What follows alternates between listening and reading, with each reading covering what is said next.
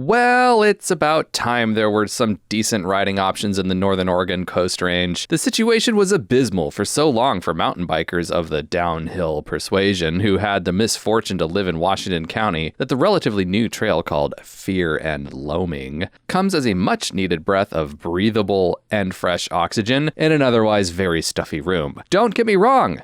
I mean, drip torch is fine, but come on. Get to Fear and Loaming by heading west on US 26 until it splits and take the left split toward Tillamook. If you click on the little link in Trail Forks, the one that shows you where like the parking area is, Google Maps will navigate you to the trailhead without incident. Don't be mad when you miss this hard to see turnoff to the trailhead. It's a paved but very narrow 1.5 lane road that you need to approach very slowly and carefully so as not to damage yourself or other folks. This parking area is magnificent. It's more than adequate. There are no bathrooms though, but hey, at least there's plenty of room for your shuttle vehicles. There's like a bathroom like 3 miles down the road. This is a shuttle trail, and I won't say anything more about the shuttle road other than that it's pretty awesome. It's a great shuttle road. It takes the riders longer to descend the trail than it does for the shuttle vehicle to reach the bottom. And really, that's all you need to know about any shuttle trail. How glorious. That cannot be said for every trail, that it takes longer for the riders to get to the bottom than the vehicles. There is a caveat to that. There's a reason.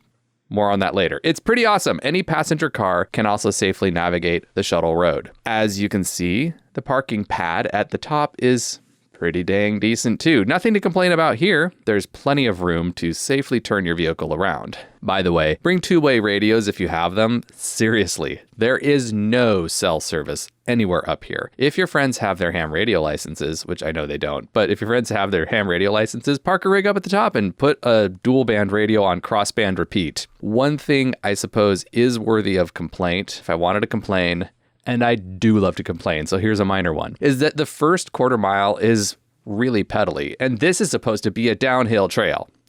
I mean, there's more pedaling to come. More on that later. Many of you will bring your downhill bikes for this ride, and coming across this is kind of a bummer. There is a not-so-secret turnout that you can use on your next shuttle run to skip this pedally section, but you're just going to have to learn where that is from a local.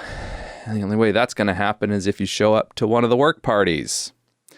So show up to a work party. There are lots of work parties on this trail. So yeah, you should join one. Another thing you should join is the patrons who are supporting this channel over on patreon.com/voiceovertrails. So after you like and subscribe, sign up to support this channel. But once you get past the cross-country beginnings of this trail, it's pretty darn good, except for about 100 feet of climbing, 100 vertical feet of climbing, by the way, not linear. 100 vertical feet of climbing you'll have to do in the middle of this ride. Once again, more on that later. The trail starts out steep, like trails like this ought to be.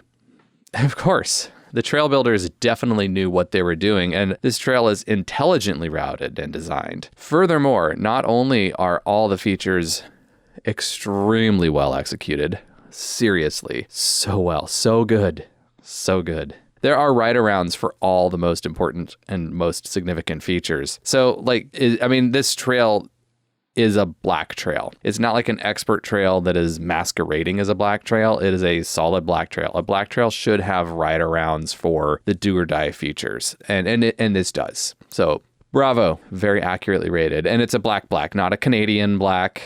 It's a very American black. At no point does this devolve into a trail builder's exclusive dreamline? You know, like when trail builders get their way and they don't think about others, sometimes things can get a little bit rowdy. Anyway, the trail I kept comparing this to in my mind at first was like Skyliner up at Darrington, but other than the fact that it's a shuttle trail and it's also delightfully steep and it's executed expertly, the similarities end there. This is nothing like any of the trails in like central and northern Washington or Canada.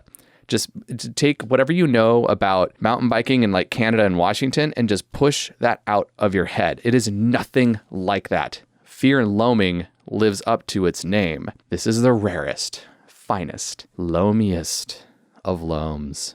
It's the kind of loam that feels like it rides tacky even when it's super dry. It was dry today, but it still had like traction while it was dry. And on the dry day that we were riding this, like it wasn't dusty.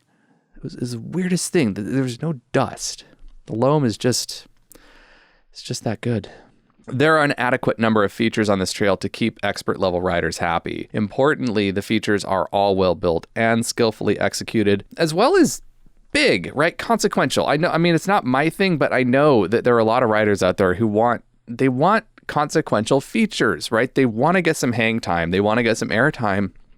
And this has that, has features that have airtime. This trail takes what many other less disciplined builders have tried to do on a few other shuttle trails around the Pacific Northwest, both on and off the grid trails, both documented and undocumented. But the difference between this trail and some of those trails is that this trail actually executes on that. These builders understood the assignment. This is working forest through here. Think of it as pretty similar to the Department of Natural Resources land that a lot of trails are built on up in Washington. That said, even in the clear cuts, the soil here wasn't dusty the way it is in the Cascades around this time of year, which this was in early September. I just can't say enough good things about the dirt they've got to work with over here. You really have to experience it to believe it. Sure, other trail systems have better rock than the basalt that dominates most of northwestern Oregon, southwestern Washington, but you've never, oh man, maybe you have, but I don't think you've ever experienced loam like this unless you've ridden here. Trust me, Fear and Loaming will see your sandstone and granite rock rolls and raise you 4 frickin' miles of the world's best dirt, no contest. I seriously could not believe that I was riding for like 4 miles on something with this 4 miles, 2,300 feet of descent. And it's in the Oregon Coast Range. I never expected this to happen. The builders, kudos to you. You saw potential where I saw none.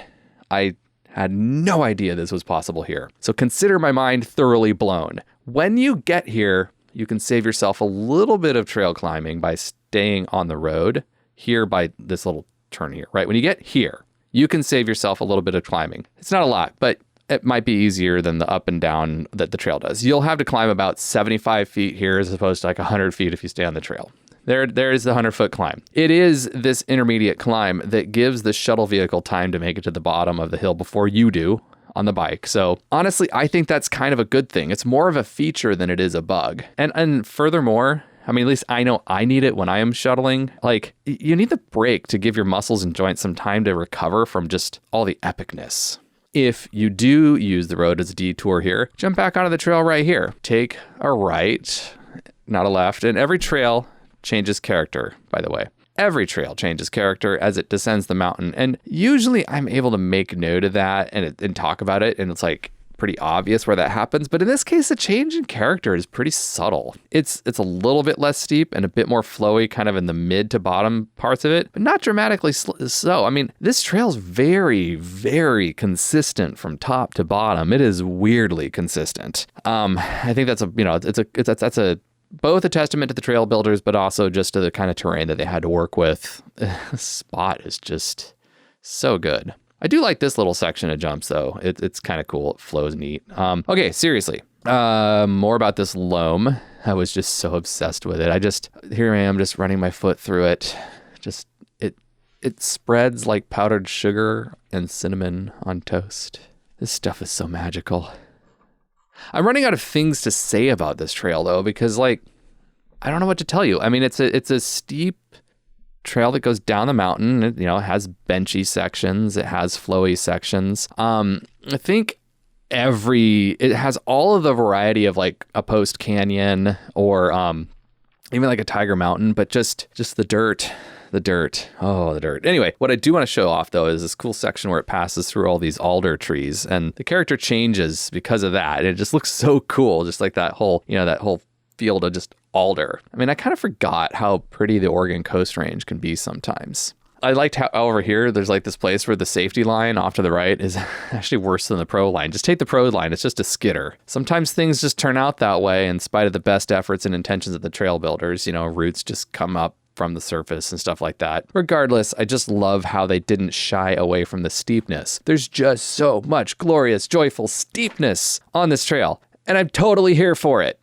Steepness. It's the one thing we've been the most deprived of here in the northwestern Oregon, southwest Washington region.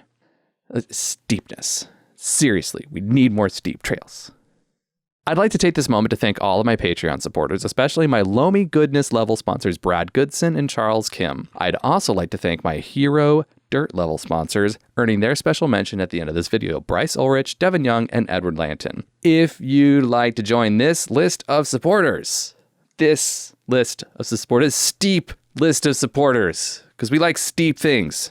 Navigate to patreon.com/voiceovertrails today and sign up to support trail-related content that does more than just try to be a cult of stoke personality.